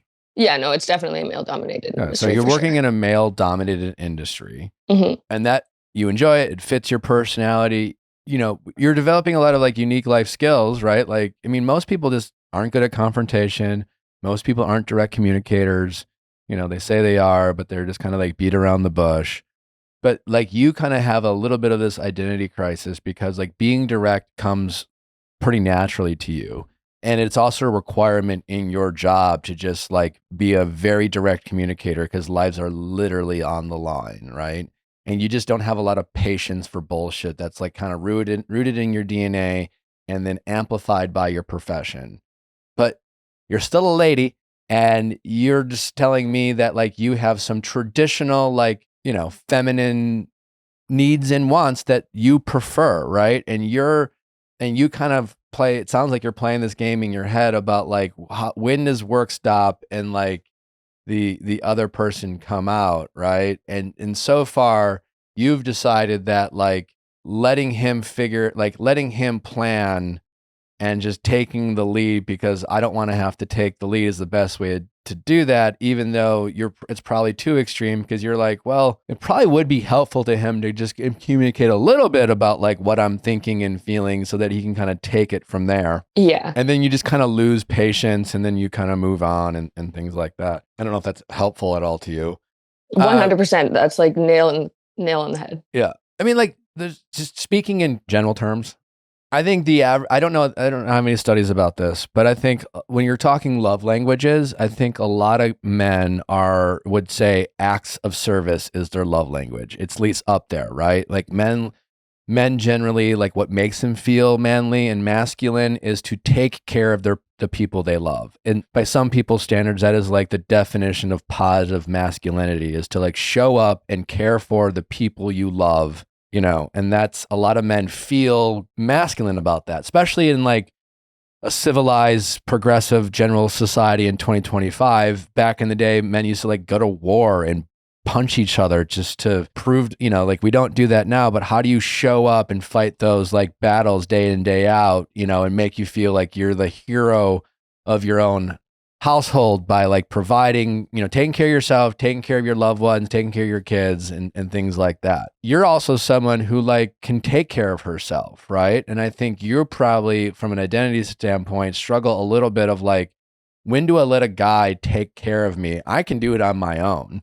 Mm-hmm. And then since you're so good at taking care of yourself on your own, and not only taking care of yourself, but honestly, like taking care of other adult men, you're just having a hard time probably finding that line, right? And yeah, it's so the word ick, I'm sure you've heard, right? Yeah. It's become more and more prevalent in our kind of society and culture. And I've been fascinated by the saying, try to understanding what it means for people. And it's also like a word more commonly known or used by women to describe their feelings towards men or about men. And I have, it seems like the phrase the ick is like a really profound pet peeve that women have about men, that just really feels like the thing you described, where it was just like I think for a lot of ways, like, you know, that's where like, I think, I don't know, like being philosophical, like I think society's struggling, like men, I think women and men are in heterosexual relationships. I think a lot of men and women are struggling with like defining like their roles and their roles of their partner. And we're dealing with cultural, like we're dealing with people like testing what it means to be masculine or feminine, and what society is telling us what to do and how to do it, right? Like nowadays, men or women, regardless of who you are, right? It's just like, go get a job, be independent, yada, yada, yada. Okay, cool. I want to do that. You wanted to do that. Okay. But maybe there's a part of you that you're saying like, I don't know, I want to feel taken care of. I want to have a man in my life who makes me feel that sort of feeling of I can be taken care of and he takes care of me however I want to be taken care of. Yeah. You know, and I think you're not the only one. And I think men struggle with that too. It's just like, all right, well, I don't want to be this toxic masculine guy. I'll start making banana bread. And then all of a sudden, like, you know, she's just like, ick. I don't know. You're like, you know, like we were joking the other day. We were watching Beyond the Villa, and she was like, can you lift as much as that person? You know? Yeah. And I'm like, I don't know if I can lift 225 pounds these days. And she was kind of like, that's disgusting. And she was kidding and joking, but she also kind of was it in a way. Like that was kind of her like almost toxic femininity. If you want to like, you know, if there's toxic masculinity, there's got to be toxic femininity. And like, I feel like the way the word ick has been used and interpreted is like, an ick is this from what I can understand, a pet peeve that is kind of silly and a little superficial often, and has nothing really to do with the character of the men that women are often describing, but it's often interpreted as like a non-negotiable or something that's wrong with this guy, where it's just like you notice something, and it's I feel like it's deemed as like some valid reason not to like someone. Yeah. If that makes any sense. And you don't have to like anyone who don't want to. But my point to you is, I've said this all the time. It's really important when you're deciding who to like and who to invest your time and energy in, is to not confuse pet peeves and non-negotiables, right? Too many of us will ignore non-negotiables. We'll make excuses for people who like don't show up on a regular basis, who overpromise and underdeliver, who, you know, get a little gaslighty, who aren't good communicators, who say things like, I don't want a relationship right now, but do you want to still hang out in a week, and then when it comes to pet peeve, we'll treat those like non-negotiables because it's like, ew, I can't believe he like got clumsy and fell and tripped over his feet. And honestly, like, I just don't think I can look at him the same anymore because like, I just can't have sex with a guy who doesn't know how to walk. Valid. And that's funny. And we all love to laugh about those things, but like, yeah, behind closed doors, all men are, silly, goofy, dumb, gross. It's just like, what do you want from us? Do you want us to like show our feminine sides and be proud of it and like not be judged? Or do you want to call us pussies, when we don't? I don't know. What do you want, type of thing. And I think that's a criticism for society in general. But like, I think you're actually struggling with it right now for yourself, trying to separate those two. Right. And I think the solution is, you're obviously a very, smart and like self-aware person. I think you just have to ask yourself, like, it's like any in your job. How do you help people be successful, right? Like you have to find that balance even at work. Am I doing their job or am I setting them up for success? You seem like right now you're someone who doesn't want to set anyone up for success and you almost are daring them to fail. And they're doing a good job of that, as opposed to meeting a guy that you like and like making it easy for him to be successful. I always talk about how Natalie's, I fucking hate receiving and giving gifts. Like if I could eliminate it from the love language chart, I would. I don't honestly like giving a gift gives me anxiety. Receiving gifts gives me anxiety. I'm at the point in my life, if I want it, I'll buy it. I don't need to like, it's like, I hate it, right? But not my wife fucking loves it, right? Like, especially receiving gifts. You know what she does? She makes it easy for me to make her happy, right? She gives me fucking links and she lets me know how I can shop for her. And it's a love language of hers. And like, honestly, thank you. Thank God my wife makes it easy because it would make me extra hell if she was like, well, if you paid attention, you would love me.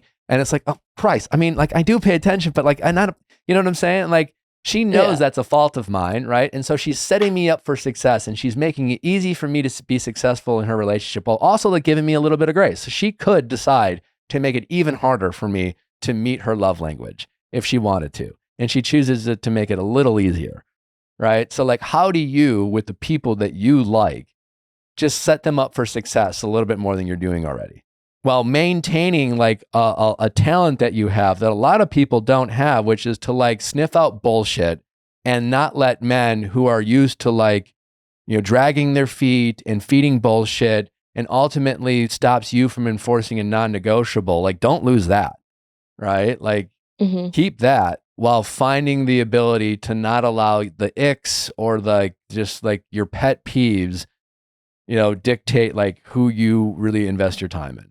Yeah, I don't know. I think like another thing too is just like the minute I find the ick, it's just kind of an immediate out. And then my friends and family around me are all like, oh, you're afraid of commitment. It's been like 6 years kind of thing. But I think it's more so just the fear of like being out of control in the situation. Are you and giving someone that dating power. men your age, older than you, all of the above? Pretty much around the same age for the most part. Okay. Yeah. This is just a general suggestion and like, there's a lot of immature older men, but like you clearly are mature. I would guess a lot of 26-year-old men aren't going to cut it for you, even if you didn't have the profession that you have. And so you might be more drawn to the emotional maturity than men who might be 5 to 10 years older than you. You're still going to run into a lot of bad eggs, regardless of what age you date in. But you might be more likely to find one, like a lot of 26-year-old men who don't know what they want to do with their lives. They're not like financially secure. They're still chasing their dream. And that for someone like yourself is already going to be a turnoff. Men feel the most, I guess, attractive to themselves when they have purpose in their life. I think women are often attracted to men who have purpose in their life and have like a path and they know how to take care of themselves so that, like, I feel like, correct me if I'm wrong, I don't want to speak for women, but like, there's a difference between like, everyone wants to take care of their partner, but they don't want to be the reason their partner is alive, or like has a job, it's just like, Natalie makes me better at my job. and makes me feel like I'm more successful. I feel more successful as a result of her being in my life. But I had this before she showed up. I would have some level of success without her. She's just making it that much better. And I feel like everyone wants to add that kind of value to their partner. And I think a lot of women in your shoes, or at least your age, are dating men who like, they're still like, again, chasing their dream. You know, my daughter's a year and a half, and I feel like she's really advanced for her age. And then we just meet other girls her age. We're like, oh, she's just like, and then we meet boys her age, and they're like, oh, not the same. You know, like women are definitely like just, you even see it at an early age, just how quicker girls learn and progress emotionally, and you know, and I think that carries on through life. And I think you're mature for your age, regardless of your gender.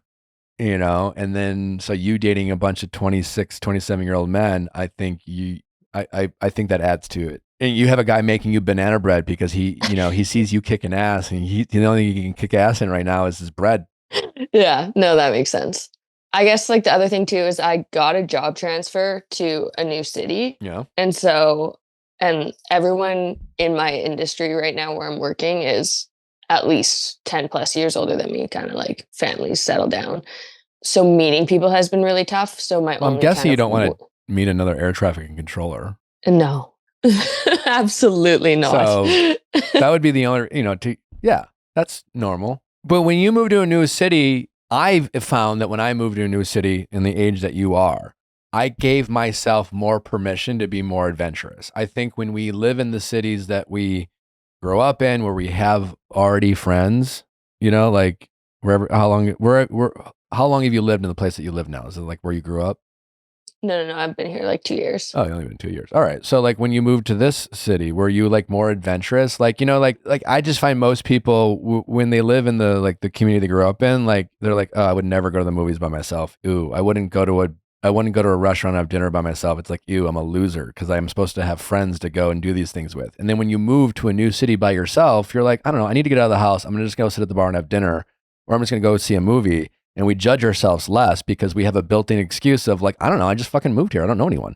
Like, I can't be a loser. I just started here, right? Like the only difference is you're judging yourself, right? And so when you move to a new city, take advantage of the fact that your ego isn't going to be judging you as much by joining out, extracurricular activities, co-ed leagues, whatever it is. Just get out there and be social and meet people and, get on Bumble, BF, whatever. Just like you meet people, like, just say yes to things. And when you say yes to things, you'll meet friends through friends, and shit will happen, you just have to be open to meeting people, having, short-term friendships, realizing maybe that's not a person you fuck with, but the person you met through them is someone you're more in line with. And then they have a friend of a friend, and then you guys go out and then you run into some dudes. I don't know.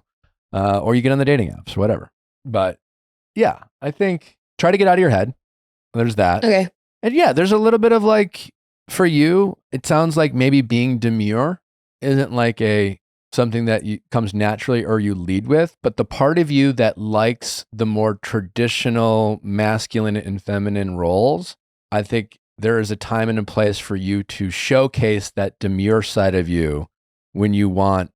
It's like, you know what I'm saying? Like when you want a man to be a man, whatever that means to you, that will be a good time for you to like lean into your feminine side of things, because it's a kind of yin and a yang, men feel more like men when they have someone who's like, take care of me. And men feel less useful when, you're like, shut the fuck up. I got this. I'm like, okay, cool. You got this. But like, you know what I'm saying? So if you want a guy to like feel good about that role, you kind of have to give him an opportunity. You got to setting him up for success. So like, do you think in the early stages of dating someone, I should pull myself back from kind of like being boss mode and being like, hey, let's do this now? Yeah, to a certain, again, it's a very fine line, because I want to be clear that I'm not telling you to don't be someone you're not. Yeah. And you can be direct, and you can be someone who like doesn't put up with bullshit. But yeah, like that, I think that's more just making sure someone's not wasting your time. But like, if you want a man to plan things, then like let him, like, I think, you could be a little bit more chill, Okay. communicate. This is what I like. See if he takes the bait. Then you really have, like, if you're just like, hey, listen, I like it when a guy does this. I like it when a guy does that at the right time. Maybe it's like, it comes up naturally. But like it's definitely a recipe for success to set expectations in your head and tell no one, and then hold other people accountable for the expectations you have in your head. Definitely a recipe for disaster. Yeah, that makes sense. Do that at work and see what happens. You're like, you know what? I know what you should do. I'm going to keep it to myself because you should be smart enough to figure it out. You went to pilot school, so fucking figure it out. And then they don't, and you're just like, you stupid motherfucker. Like, that's kind of what you're doing in dating. It's a really interesting way to look at it, and it makes a lot of sense to me. So, and I imagine when you deal with pilots, there are certain pilots where you're like, you fuck with them more and you respect how they carry their business, and there are other pilots so you're just like, why are you flying planes? Yeah, 100%. But so then you're saying in the early phases of dating someone, it's okay to just be like, hey, I want to step like back and kind of let you take the reins on like planning things and whatnot, and that's what I'm looking for. Sure. I mean, I wouldn't like lead with that on the dating app, get their vibe. I don't know. Like, listen, I think nowadays, I do think in general, regardless of your personality, your job or whatever, I just think men, and again, this is not to like let whatever men off the hook for whatever behaviors that, but like, I think when it comes to young men, like men your age or younger or whatever, I think a lot of them are very confused about like the role they should play in the relationships. Like, I think they're very confused what healthy masculinity means. And then, it's like this thing, it's like you get online, then you have like all these like very, very toxic men in like some dark spaces, like red pill. And then, they're the only ones talking about masculinity, but it's the worst kind of masculinity, and then like the good guys, I like don't have a lot of healthy spaces to go to. I guess what I'm saying is like, yes, I think it would go a long way for you to just help the men that you're interested in be successful and see if they're self-aware enough or equipped to pick up on your cues and take it from there. But letting a guy know what you're attracted to, what you're into, what you'd like him to do, and see if he does it. Because then that's at least someone with potential. That's someone you can train a little bit, right? Like, we all want to be able to train on some level our partner to like love us the way we want to be loved, right? Like, hey, these are my love languages, and what are yours, and what makes you feel love, and someone who's interested in adapting, even in the bedroom. All right, what turns you on? What doesn't turn you on? What do I like? What do you don't like? So like, it's very helpful to like give people the playbook and then let them ask the follow-up questions and things like that. So that they can really be successful in making you happy, as opposed to making someone guess and if that proves anything. Yeah, no, that's interesting. I think with my like the one guy that I did date, I had to do a lot of training, and I think that kind of made me afraid to do anything like that with someone new. So early on, new employee, whatever, like there's always some training and but you eventually hope that people pick up on things, that they're listening to you, right? That like, you're not re-explaining yourself over and over again, because like this is someone who wants to be good at, it's like whether it's a job or a relationship, if they give a shit, they'll be invested. Whatever they prioritize, they'll go out of their way to like, not sit around and wait for being told what to do, they will be proactive. The muffin guy was just like proactive in ways that like you didn't appreciate, but he didn't fucking know because you weren't there to like tile him. He's like, I guess I'll just make fucking muffins. I don't fucking know. So. Yeah, no, you're not wrong. Yeah. And maybe he's just really into muffins, but maybe he was just like, I don't know, man. Like, I'm dating this badass woman. She got this job. I'm still figuring out my life. But like, in the meantime, I'm really good at muffins. But maybe this guy's like excelling at muffins is like, he showed his potential. It's like muffins today. I'm really good at roller. Like, he worked in fire, so they like bake muffins and stuff at the fire hall. So when I met Natalie, I made her record me roller skating. Now that's an ick. Why did you do that? Well, it's the pandemic. I was really good at roller skating. I was just like, I needed some fucking content. She was there. She could hold the camera. I didn't give a fuck. I was obviously lack of self-awareness, not giving a fuck. I was like, I didn't care. I didn't care what she thought of me, I guess. But like, my point is like, he definitely could have been a guy who's just like, tapped into his feminine side. It definitely doesn't define who he is. It's one side of things, but like it's the only side you allowed him to get to know because you Yeah. and then he became the guy you called Muffin Man to your friends. Oh, 100%. Probably just not your guy. I forgot what the kitty thing was. That's weird too, but you know what I'm saying? It's like the more masculine you act, you're probably gonna honestly like get more feminine energy from the men that you date. Again, I because know. I think there's a yin and a yang. I think there's a little bit of balance, and it's like, all right, well, Yeah, and that's the problem that I've been having for sure. But I think setting not boundaries, but kind of setting people straight early on. yeah. I think the biggest thing is one. Remember, you're only 26. All right, so like you can chill out a little bit when it comes to like your dating life and things like that. You're moving to a new city potentially. It sounds like, and that is a cool and exciting opportunity to just like free yourself up from any like self-limiting beliefs of like why you shouldn't put yourself out there, and that will just allow you to meet more people in general. And then when it comes to dating, I think you should just have a more open-minded in general, open-minded to maybe dating a little older, trying that out, seeing how you feel about it. But like, you know, you're going to meet a lot more frogs until you meet your prince, most likely. But like when you do meet someone you like, try to set them up for success and give them a little bit of a leash, and knowing that you probably are someone who is a little more prone to noticing icks and looking for things to like turn you off because you're just kind of, you know, good at that. Just be self-aware about that. Cool. Because, you know, the guy who might ask you to videotape him roller skating might be like also someone who like provides a whole this cool life for you, you know, and really like takes care of you in ways that like you doesn't reveal, you know, you just never really know. And I'm guessing you're hoping you're meeting men who are not just hyper masculine guys who have to grunt all the time and hunt just to like prove their masculinity. That like you probably want a guy who can honestly like, my man makes muffins and they're really fucking good, but he's so fucking good in other areas of your relationship that like it becomes like a cute anecdote about your partner and not the thing that defines him in your brain about who he is. Yeah, I definitely need like an even playing field with that. But you're only 26, so. Oh, feels like time's ticking, but thanks. Sure. Well, you've also grown up fast and you've been very mature. So in your mind, you've had your shit together for a long time. For you to go to school at 22 with a very like clear path of like what you want and like a very set goal, your dating challenge, honestly, is going to be finding that match. Because I think now more than ever, I think people are growing up slower, especially men.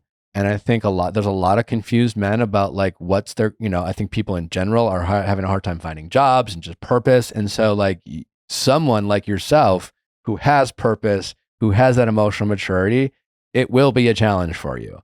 And that I'm not trying to discourage you, but it's just more just why you need to be more intentional about who you date. And that's when you offer yourself grace. And instead of like getting frustrated at yourself or blaming you, there is going to be a level of a patience that you're going to have to incorporate in your dating life and know your value and being like, listen, I'm a badass. I got a lot going for me. Most people are not at my level and I'm not looking for anyone. I'm looking for one. And like, it might take some time, but that, you know, but like, mix in a little bit more grace and like what can you control, like you're calling in because you're just like there's some unnecessary hurdles I'm putting up that is making my pursuit of love harder than it needs to be. And so you want to get rid of those while maintaining the standards that you do have. And so when things do feel a little discouraging and tough when it comes to your dating life, you're making sure that's only the result of your exceptional standards that you have for yourself. And you're just not going to lower their standards for like men who just like haven't grown up fast enough. And then when you do meet someone who has that potential, you don't like push them away by like, you know, making it impossible for them to meet your standard. No, that's good advice. Appreciate it. I think and I've said this before, you really want to pursue men who have a job, one, and like their job. Yeah, that's huge. I think you meeting a guy who doesn't like their job is almost, you had zero chance of, maybe not zero, but. No, I could actually never be with someone that didn't like their job. That's like my number one thing. I don't care if someone's a bartender, but they better like going in being passionate about that job. Or just like, just the whole, like, I don't know what I want to do and I hate my fucking job and blah, blah, blah, is just like, they have a lot of reflection and growth before they're at your level. I think that's where, like, I think you hear a lot of women, like, in your shoes. Like, I think there's a common, like, I think there's a lot of successful women out there who feel like a lot of men are intimidated by their success. And I think there's certainly some truth to that. But I think if you were to drill it down more accurately, it's just like, I think a lot of those women are dating men who, like, just aren't at their level, and there are more men not at their level than at their level. If you say yes to the guy whose face you like and whose profile you think is funny, but they also hate their job, yeah, they're probably going to feel emasculated by you. They're going to feel like emasculated by their male friends. They're going to feel inadequate by people who are more successful than them. That's just how usually people are. I think it's less about like, you don't like a woman who's successful. It's just like, they don't like anyone who's successful right now. They feel like, not compared to them, and you're looking for your equal. So like, for you to start going on a date with a guy who's just like still finding purpose in his life, well, you have your purpose, you have your job, you have things you like. You're just looking for that guy to round out your life. You have to make sure that you're finding and dating the people who are at similar points in life, regardless of their age. Does that make sense? I'm not looking to whip someone into shape or be a mom. Yeah. So I would just be very mindful of that. Those should be your non-negotiables. And if you meet someone who like loves their job, you're attracted to, and has a good personality, and they also make muffins, then so be it. Alrighty. All right. Cool. Is this helpful? Well, that was helpful. Hopefully no more muffin mans. I feel like you're kind of willing that into my life right now, but other than that, really helpful. It's not about, it's just, you want those things that, like, every guy, you want a guy to have a feminine side. You want a guy who can be empathetic and has that nurturing side. And I don't know if you want kids someday, but like, I think a strength of mine is that I've always been very comfortable about showing my feminine side in any space that I'm in, around other men, around other women. I've been judged before in my life. I mean, I am a man who hosts a show listened to primarily about women, talking about pop culture and reality TV. Never thought of that for myself. I'm fine with it. It still brings criticism and judgment. I'm also very confident about my masculinity, right? I've never been into cars or hunting or fishing. That's not how I show my masculinity. But I've always been very confident about the masculinity I present to the people I date. And it might not be for everybody, but I'm very confident in what I bring to that table. And I think that like you would, like a lot of people would want that, right? Because I think that also like makes me the type of father that I am, right? And how hands-on I am, and how like attentive I hope my wife feels I am to her emotions and needs, And I think that comes from my ability to connect with women and show that feminine side and things like that. You don't want a man who's so insecure about showing his feminine side because he's afraid how his buddies or other women are going to judge him. I think that's the consequences of like the whole ick culture and things like that. It's a funny anecdote, but like, I think there are a lot of guys out there who are just like afraid to show that. And like, that brings out that toxicity, right? Like that. Yeah. I feel like, well, a big part of masculinity is having the ability to step into your feminine to some extent and be like, go into those emotions and stuff. I think that actually like goes into being masculine, is having 100%. That ability, because when you're confident in your masculinity, you can do that. So yeah. And so this guy, not to keep beating a dead horse, maybe he's really a masculine guy, but you just only saw a certain side of him, and you were just kind of very much, you were in your masculine energy. You were just being this business woman, busy at work, didn't really make time for him, didn't really give him a roadmap. And he was like, he wants some muffins. And it just like, he hasn't had a chance to show you his masculine side because again, you've never really wanted to show up with your feminine side. Mm-hmm. That created a space for him to like, all right, this is where I'm going to step up. I'm going to be a man. So I should slide back in. I don't know. I'm just kidding. I don't know. I've no. Yeah, no. What you're saying makes total sense. It's definitely like a two-way street. If I want someone to be able to step into their masculine and do those things, I need to kind of tell them what I'm looking for, and also step back for myself a bit and let go, let people it's take the reins a little bit. to you get it. It's an equilibrium in a relationship and balancing each other out. and whether the energy you bring, and things like that, it all kind of intertwines. Alrighty. All right. Well, good luck. Congrats on the relocation, and Thank you. Good don't luck get in with your head. roller skating. I think you're gonna be fine. I think the fact that you are already like conscious about that, I think is a good signal. And I think a lot of people in your position would become like that whole jaded, like, oh, men are just like intimidated by my success. Like, maybe some men, but like you're not looking for those men. You're looking for the men who aren't intimidated by your success, but also need a little bit from you to give you the type of dynamic that you're looking for. Cool? Cool. All right. Thanks. Take care. Give us an update on how things play out. Oh, yeah? Yeah, I don't know. It's like in a few months, whatever you've implemented after the move. I think there's a lot of women who are listening to this relate to you, right? Okay. On some level. I think we have a lot of very successful, very talented career women who are out there struggling to find love. And for whatever reason, maybe in some similarities, have felt that, a lot about what we're talking about. But I think I'll control what you can control, try to change your approach, see what you notice, report back, and see if you notice any meaningful changes. Okay. Sounds good. I'll pretend it's just an exercise. Great. Yeah. Feel honestly, it out. All right. I appreciate the call. Cool. Thank you. Have a good day. You too. Bye-bye. Bye.